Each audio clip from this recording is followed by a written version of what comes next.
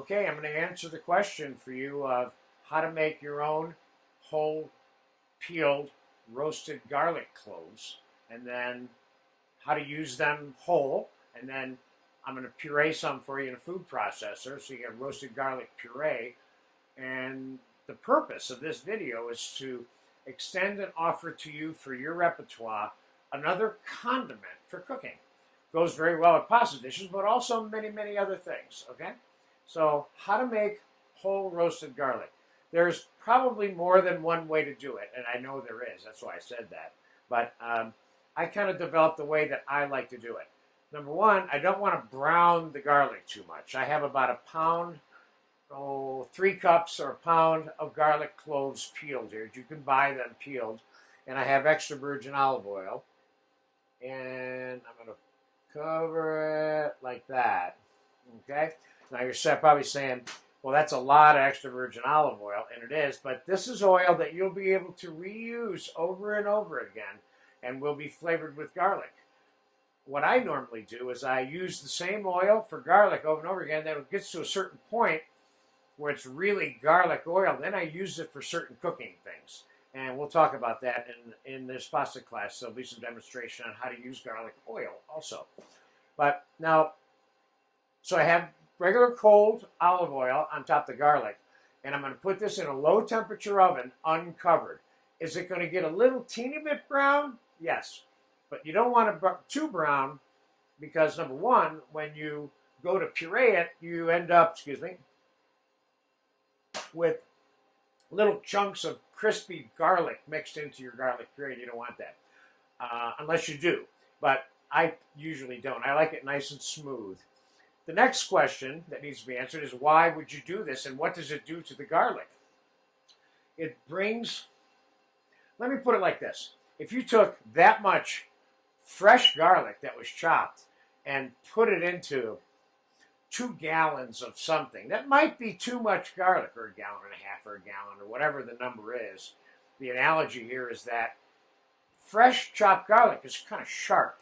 You can get more of an acceptable, digestible palate tasting garlic flavor from roasted garlic. You can use a lot more of it than you can the raw garlic. So it lends a toasty, little roasty, different, softens the sharpness of the garlic and kind of brings out another side of the garlic's flavor. That's why you're doing it.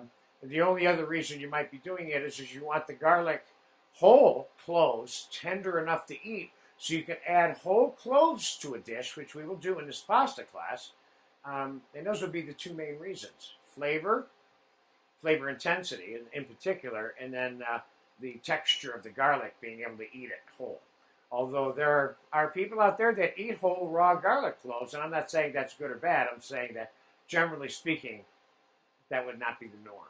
Okay? So I'm going to take this and put it in like a 250, 275. You can go 300 oven. I'm going to cook it slow until it's soft enough where you can pick it up, and I will show you when it comes out of the oven. This is probably going to take about an hour and 15 minutes, depending. I'm going to put it in at 275 now, and then we'll take it out when it's done, and I will show you the texture of the garlic, and it's almost mushy. And then while it's hot, we'll puree it. So I'll be back when the garlic is done and it's soft and tender. I'll tell you exactly how much time elapsed at the 275-degree oven, and we'll take it from there. So I'll be back in about an hour and 15 minutes. Okay, the completion of the roasted garlic. Now, it was in the oven for about 90 minutes, 80 minutes at 300, 3 1/4. I turned it up once at one point after about a half an hour because I didn't think it was cooking fast enough. I was careful, of course, not to brown it, but as you can see, there's some little teeny-weeny brown points here. And again, we wanted to make sure that it was submerged in the oil. I used extra virgin olive oil because I want to keep continuing to reuse it. And I'm making an infused oil, actually, at the same time that I'm roasting the garlic. Infused meaning transferring the flavor from one thing into another. So we're going to make a little bit of roasted garlic puree. And I'm going to leave some of the whole soft roasted garlics cloves also for other things to do within the cooking. Okay? So let's start by taking this little mini food processor we have here. Now this is hot, and that's the best time to puree this, of course. And in this pasta class, I'm going to demonstrate for you at least one pasta dish that you can use this in. And I'll remind you that if you have a hard time pureeing it in your food processor, add a little bit of your oil to it so it has some turbulence.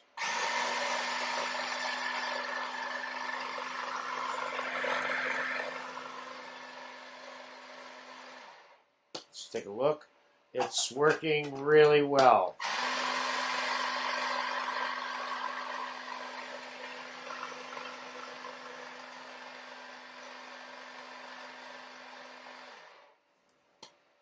And it's done. And we're going to take it out.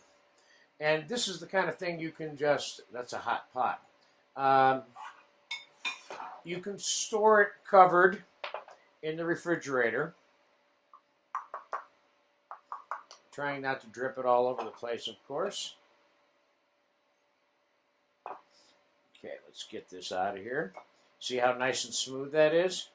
Again, I'll remind you that the intensity flavor of the roasted pureed garlic is not as sharp as the fresh garlic, so it has a different kind of use in terms of the amounts and the garlic flavor itself.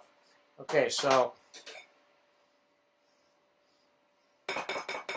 there is the plain old roasted garlic puree, which is really good stuff. You can even spread this on toast if you want. You know, if you're eating some pasta dish with a little bit of chopped parsley, drizzle some oil on it with some salt maybe. And we're going to keep the cloves whole. Now, if I wanted to keep these cloves around, I would just store them in this oil until I was ready to use them. And the only thing you got to do is slightly warm it up in a microwave because the olive oil certainly congeals when it gets cold. And these are great, just added to different dishes, and it doesn't have to be pasta for in either case of the roasted or the whole. This is a nice little skill for you to have. This is kind of like a condiment in a way. You can make this and keep it around in your fridge and then take it out when you're ready to cook. And then I'm going to store this extra virgin garlic oil now in the fridge for a later use.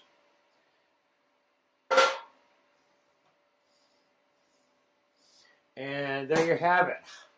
How to make roasted garlic puree and whole roasted garlic cloves. And keep in mind, in terms of the oil, you don't need to use extra virgin olive oil. You can use canola oil, peanut oil. You can cook it in lard if you want, or any kind of shortening or salad oil even. Most important thing is, though, is that you're going to retain and keep the oil for other uses.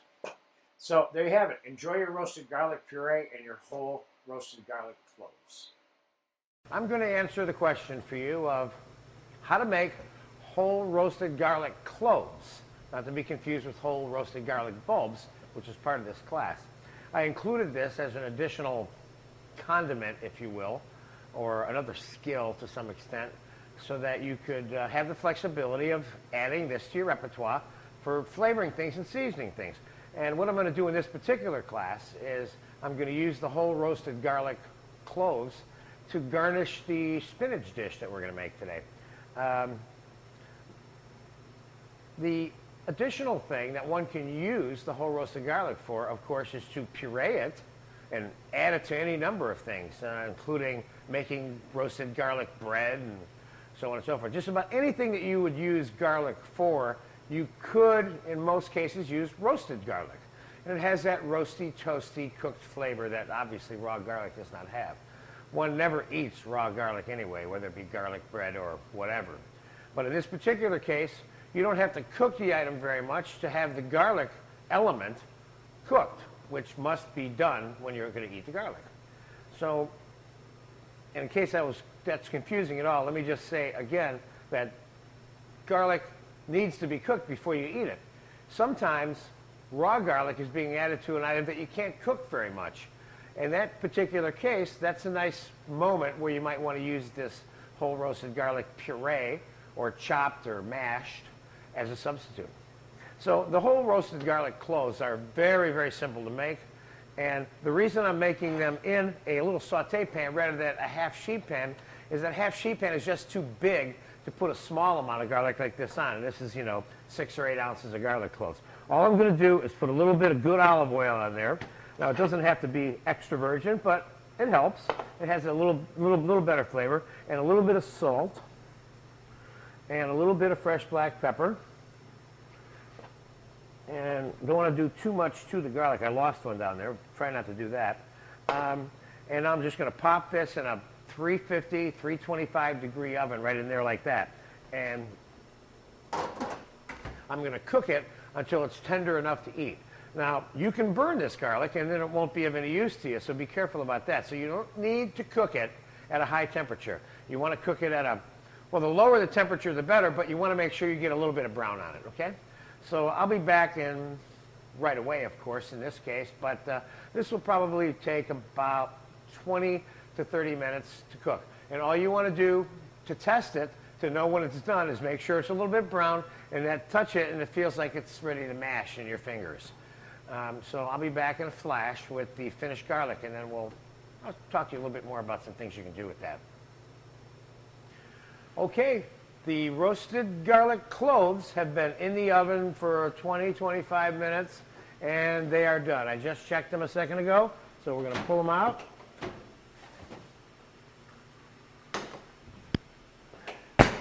And look at those babies. Those are nice. And how much are they done? Look. See how I can mash them? They're soft like that.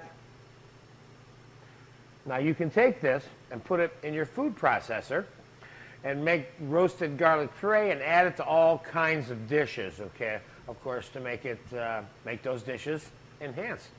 The only time that I talk about using cooked garlic, and you don't. Of course, you always use raw garlic in most cases for like salad dressings and things like that. And we have a spinach dish in this particular class, for example, that has raw garlic put into the cold spinach, but it's finely minced, so one never gets a big piece of raw garlic in their mouth. And keep in mind that if you ever do add your raw garlic to your dish, that you mince it very, very finely so that no one gets a big chunk of garlic in their mouth. So there's your roasted garlic. Now, the next answer that needs to be given to you about handling the roasted garlic is, okay, now we've got it. We don't want to use it right now. We want to make it as a condiment, something like, say, tomato concasse, for example. This can be used in multiple things, and this can be used in multiple things. So one way to store this is you can set it in some olive oil and put it in the fridge if you want. Or you can cover it up in an airtight jar in the fridge, and it will keep about 1/10 of the length of time as it will if you store it in the olive oil. Now, all you're going to end up with is two things if you store it in the olive oil, which is kind of neat. You're going to end up with roasted garlic olive oil. So you're going to make an infusion, if you will, of flavor from the roasted garlic into the olive oil if you store it in the olive oil. So that when your time comes, whether it be a week or a month later after you make it, time comes for you to use it, you'll soften it up in a microwave, not cooking it, of course, and drain the olive oil out, and you'll have this flavored olive oil with that roasted garlic undertone in it, and that's kind of nice too. Of course, for a salad and so on and so forth, that olive oil. So, but that's how you would store the garlic.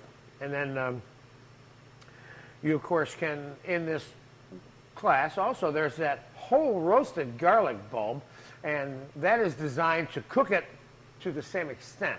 And you'll see that when you look in that particular lesson. The roasted bulb is cooked until it's soft like this, so you can spread it on your bread.